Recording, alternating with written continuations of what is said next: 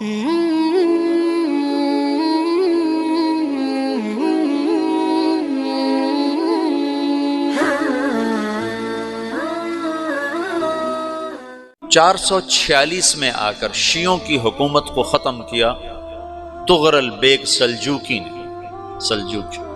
سلجوق مسلمان ہوئے تھے محمود غزنوی کے دور میں۔ سلجوق ان کے بڑے کا نام تھا۔ تو ایک دفعہ محمود غزنوی نے سلجوق سے پوچھا اگر مجھے تیری مدد کی ضرورت ہو تو کتنے آدمی پیش کر سکتے ہو؟ تو اس نے ایک تیر دیا، کہا یہ ایک تیر ہے میرا، کسی کو یہ تیر بھیج کر میرے علاقے میں بھیج دو تو چند گھنٹوں میں 1,00,000 تلواریں تیرا پہرا دینے کے لیے تیار ہوں گی، میرے پاس اتنی طاقت ہے۔ تو یہ سلجوق کی نسل میں تھا طغرل بیگ۔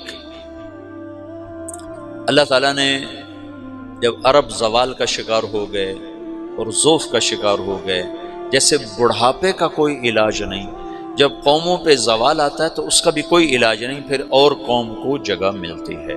جیسے بڑھاپا ایک فرد پہ آتا ہے، ایسے بڑھاپا قوم پہ آتا ہے۔ قوم کا بڑھاپا جوانی میں نہیں لوٹ سکتا، جیسے فرد کا بڑھاپا جوانی کی طرف نہیں لوٹ سکتا، قوم کا بڑھاپا جوانی کی طرف نہیں لوٹ سکتا، کوئی علاج نہیں، نئی نسل کا آنا ہی علاج ہے۔ تو عرب دھل چکے تھے، 600 سال بہت ہوتے ہیں حکومت کو، اپنی صفات گم کر چکے تھے، اب نئے خون کی ضرورت تھی۔ طغرل بیگ پہلا شخص تھا جس نے آ کر اہل سنت والجماعت کو استحکام بخشا، شیعوں کی حکومت کو ختم کیا، بغداد سے، شام سے، ان سارے علاقوں سے۔ صلاح الدین ایوبی نے اسماعیلی شیعہ کی حکومت کو ختم کیا، مصر میں۔ العاضد ان کا آخری خلیفہ تھا۔ صلاح الدین ایوبی نور الدین زنگی رحمۃ اللہ علیہ کا پروردہ تھا، اس کا دوست تھا، اس کے دوست بھی تھا، بچہ بھی تھا اس کے سامنے، زیادہ لکھنے پڑھنے کا شوق تھا۔ پھر اللہ تعالیٰ نے اس سے کام لیا اور اس کو مصر کا گورنر بنا کے بھیجا، مصر کی مدد کے لیے بھیجا۔ تو وہاں اس نے صلاح الدین ایوبی نے وہاں ختم کیا، طغرل بیگ نے یہاں ختم کیا۔ تو پھر سلجوق جو تھے نا یہ اقتدار میں آئے، ادھر ختم ہو گئی سلطنت بنو عباس کی، مصر ایک چھوٹی سی ترکوں کی سلطنت۔ تو اللہ تعالیٰ پھر مرکزیت کے لیے ایک نظام چلایا، دو لشکر آپس میں لڑ رہے ہیں ایک میدان میں، ایک جنگلی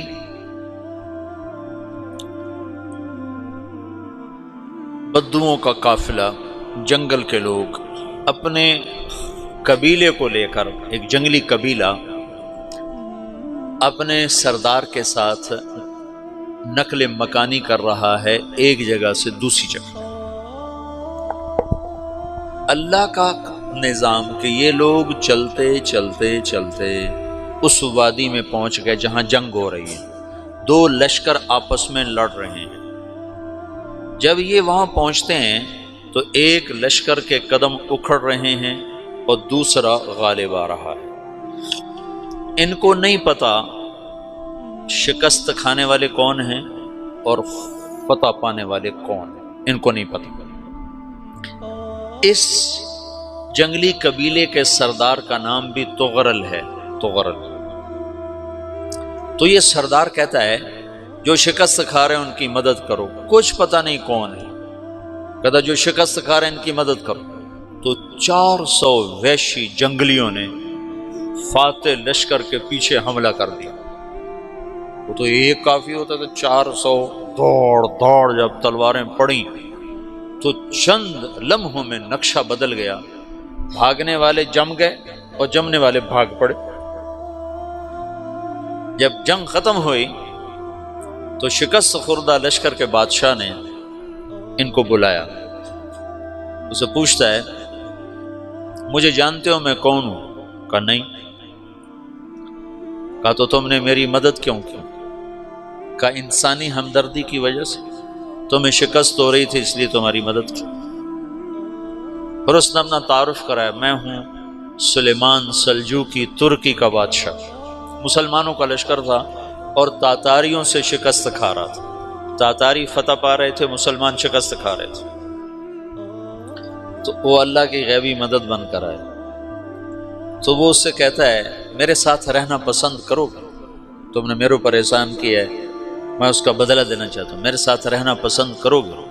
کہنے کا کر لوں گا۔ تو اس کو لے کر ترکی آیا، اور استنبول اس وقت روم کی حکومت میں تھا، اسے فتح کیا اس تغرل کے آگے چوتھے پانچویں پڑپوتے محمد فاتح نے۔ تو یہ استنبول ہے، یہ ترکی ہے، بیچ میں ایک چھوٹا سمندر ہے، یہاں ایک جاگیر ہے۔ تو سلطان سلیمان کہتا ہے یہ جاگیر تجھے وقف ہے، ادھر سے رومی مجھے تنگ کرتے ہیں حملے کر کر کے، تو میرا دفاع کرتے رہنا، یہ جاگیر تیری ہے۔ اس جاگیر پہ اس نے اپنے قافلے کو آباد کر دیا، اپنے قبیلے کو، اور ایک چھوٹی سی حکومت بنا لی، جو ایک صوبہ سمجھو سلمان سلجوقی کا، وہ ایک چھوٹا سا صوبہ ہے۔ وہاں جب یہ رہ پڑا تو پھر یہ ایک شیخ کے بیت ہوتا ہے، وہاں شیخ طریقت ہے، ان کے یہ بیت ہونے جاتا ہے، وہ اس کو رات اپنے پاس ٹھہراتا ہے، تو ایک کمرے میں ان کو ان کا خادم ٹھہراتا ہے۔ یہ جب کمرے میں جاتا ہے تو سامنے دیوار میں طاقچے پر قرآن پڑا ہوا ہے، تو یہ تغرل بیگ کہتا ہے یہ کیا ہے، یہ کیا ہے؟ تو وہ خادم کہتا ہے یہ کتاب اللہ ہے، قرآن ہے۔ اچھا، وہ اس کو وہاں چھوڑ کے باہر چلا جاتا ہے۔ وہ دیہاتی آدمی، جنگل کا رہنے والا، پہلی دفعہ زندگی میں قرآن دیکھا، وہ کہتا ہے یہ قرآن ہے، اللہ کی کتاب ہے، میں اللہ کی کتاب کے سامنے سو جاؤں، کتنی بے ادبی ہے۔ تو اس نے ایسے قرآن اٹھایا اور سر پہ رکھ لیا اور کھڑا ہو گیا، ساری رات قرآن سر پہ رکھ کے کھڑا رہا۔ رات کے پچھلے پہر اس کو خواب آیا، کھڑے کھڑے اس نے دیکھا کہ اس کی پشت سے ایک چاند نکلا اور شیخ کی بیٹی کے سینے میں جا کے اتر گیا۔ پھر اس لڑکی کے سینے سے ایک درخت نکلا جو پھیلتے پھیلتے پھیلتے 3 بر اعظم پہ چھا گیا، افریقہ پر، یورپ پر، ایشیا پر۔ پھر اس کی آنکھ کھل گئی، وہ کھڑا ہوا ہے، تو اس نے صبح یہ خواب اپنے شیخ کو سنایا، تو انہوں نے اپنی بیٹی اس کے نکاح میں دے دی۔